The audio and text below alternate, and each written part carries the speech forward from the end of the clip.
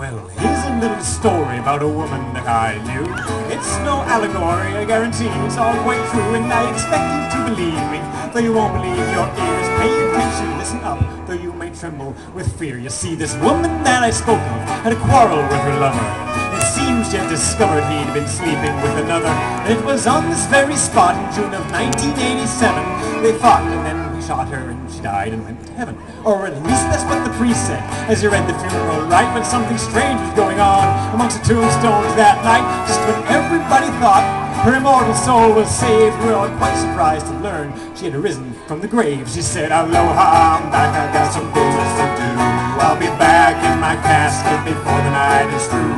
But first I'll pay a visit to a certain prison cell and see my cheating husband and send him straight to hell." We were speechless as she left us to find the fiend she'd married, till someone said she's looking good for a girl who's just been buried. But you know we ought to stop her. Should we call up the police? I said, she's the living dead. They can do as they please. Besides, she was headed straight for the station house herself, where her husband was awaiting trial in a holding cell. The sergeant was surprised to see a corpse walk through the door, but he said, "Sorry, ma'am, visiting hours are 2 to 4. She laughed and said, "I'm dead and I don't have all day, so if you'd kindly stand aside and show me the way." The sergeant said, "Okay, then he's in cell number 6.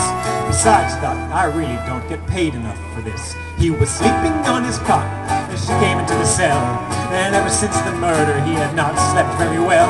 When he opened up his eyes, at first he thought it was a dream, but she began to speak before he had a chance to scream. "Aloha, I'm back, I've got some business to do.